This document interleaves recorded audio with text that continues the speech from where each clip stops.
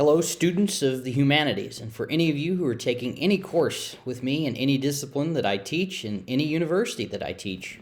I just want to give you a brief introduction to basically any course and how it is set up that I'm going to be teaching.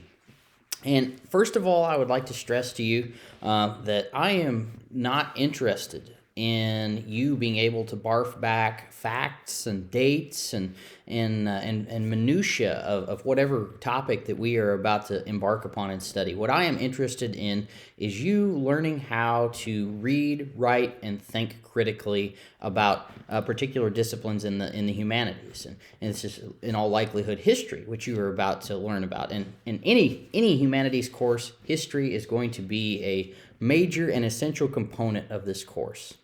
And as I see history, it is something that is the story of people's lives and great ideas and great things and great climate change or various impacts of war and things like that.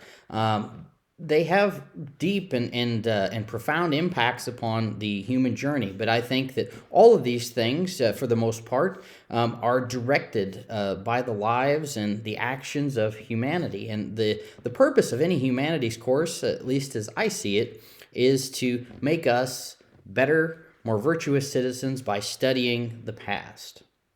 And as we can learn from the actions of our predecessors how to respond to various situations in the present, that they will not be exactly the same. History does not ever repeat itself, but it does have similarities. And we can learn very valuable lessons from the past that can make us more informed and more virtuous people here in the present. So it's not always our goal to look to the present, but I think history and the humanities can be a very arid discipline if we don't find something that is useful in them in how we approach the topic in the present, and if it means something to your life. So I want you in this course to try to find something valuable. We want you to understand what is happening in the past, why change has happened, why things have occurred the way that they did. But ultimately, how did the people who were doing the changing, the deciding, the George Washingtons, the Julius Caesars of the time, what were the impacts upon their life? How did they approach what they did? Why were they able to do the things that they did, and how did they do the things that they did? And then ultimately, how can this make us more informed, more virtuous citizens in how we shape and change things in the present?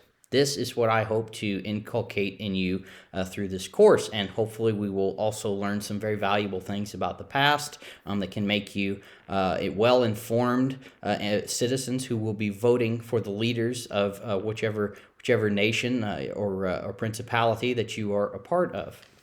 So specifically, how does this course work and how does this course function? Well, I've already stated our chief objective, which is to learn to read, write, and think critically about particular disciplines of the humanities. And the most important thing that you can do before this course begins, I stress this to you, please buy the texts. The course texts are going to be linked in about 7 places throughout the online shells and in the syllabus. They are hyperlinked to Amazon. They are also available to you at whichever bookstore you want. If you want to get these through any electronic medium that you desire or wish, you are welcome to do so. Please buy the course text. Please have them ready and available to you within the first week of class, because you will need them and you cannot pass the class without having them.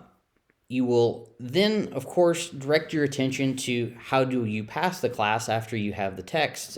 You won't have to read, of course, everything that is listed in its entirety. There's going to be excerpts and readings that are listed out through each learning module, because there's going to be, whether this is a first block, second block, or a full 16-week course, there's going to be a series of modules where you will click on your learning module and everything should become available to you. Any PDF readings or links or videos will be all hyperlinked within that. Basically, all of my lectures that I will be giving throughout this course are going to be hyperlinked into the learning modules, and you can find those on my YouTube channel, Dr. Dave the Historian. Anytime that you are writing anything for this class, there's going to be a series of writing assignments. Everything needs to be in Chicago style. I have within the syllabus linked a video on how to do Chicago style.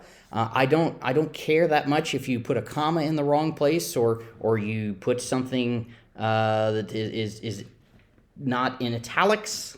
What I care about is being able to find your reference. That is the ultimate goal of this style, is that at the end of your quotation or any idea that you have borrowed from another author or found in a primary source document, something that comes from that time period that we are studying, you need to cite that. And it's easy to do in footnotes. That you go to your references bar if you're using Microsoft Word and you click Insert Footnote. It should insert the footnote for you.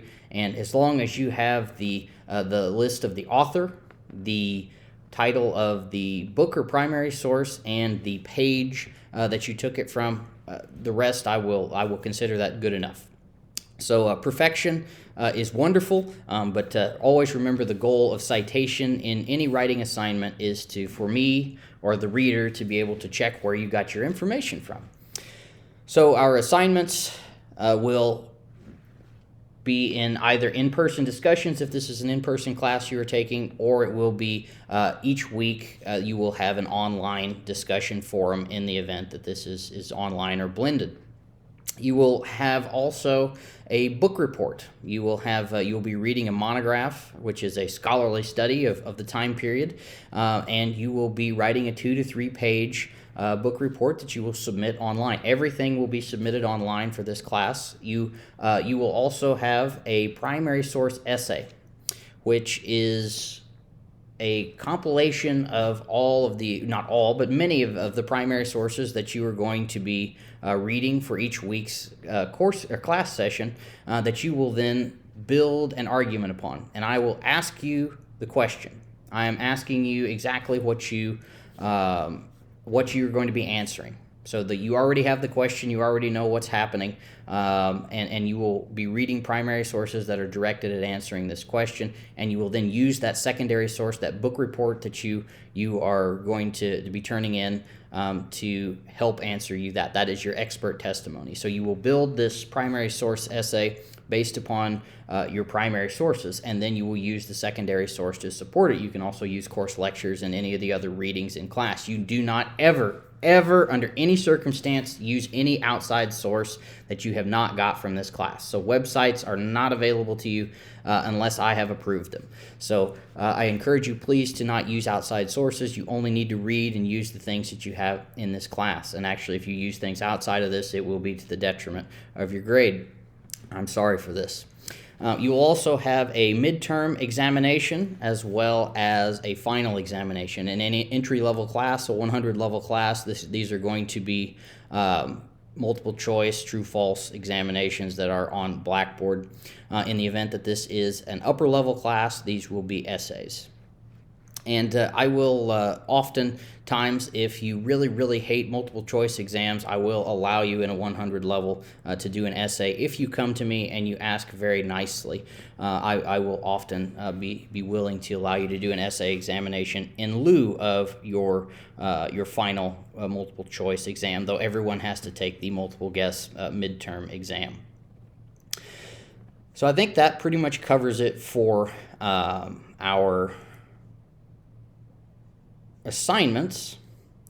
So I have a standard rubric that is used in all classes. It is listed on is listed in several places and should be linked with all of your assignments on any written work on how you get an A, B, C, D, or you fail the assignment, which I hope you never do. I don't want to ever fail anyone on anything. So please turn something in. That is the first goal on how to pass anything. Secondly is to write well. Right? Read your sources and follow the directions of the assignment, and you should be doing very well in this class. I'm always here to help you. Please write to me if you have any questions or you need help or need assistance in trying to understand something. So take some time and familiarize yourself with the course schedule, which is linked in your learning modules.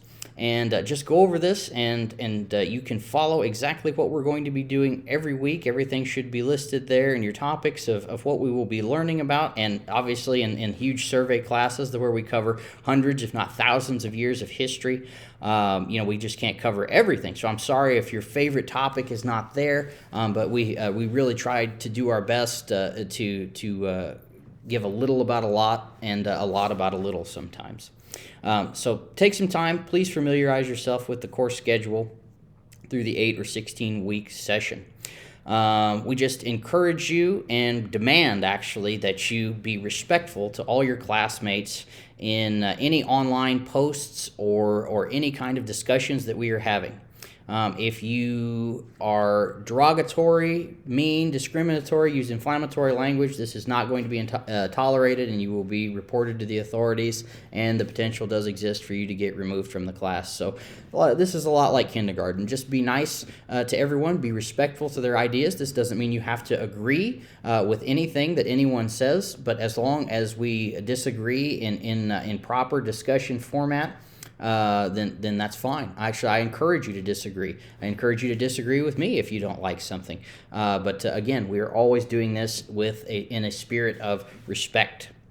And if you have any questions about disability accommodations or what it means to plagiarize, I encourage you to please read the syllabus. If you are observing a religious holiday and you need to be gone, please write to me and I will allow you to do this. If you are a soldier and you are serving, or you have some sort of military obligation that you have to do, you are also welcome. Please write to me and you will be excused, of course, from any assignments or anything that you would miss during this time. So this pretty much concludes our tour of the class and how this thing is going to function. So just follow the learning modules, follow the course schedule. Be sure and turn your assignments in on time. If anything comes up, if you have problems, please write to me. Please reach out to me. I am here to help you in any form that I can possibly help you. I want you to do well. I'm very passionate about the subjects that I teach, and I want you to learn something from this course, and I want you to prosper and do well in this course. So I look forward to seeing you in person or interacting with you online. Thank you, and I shall see you soon. Take care.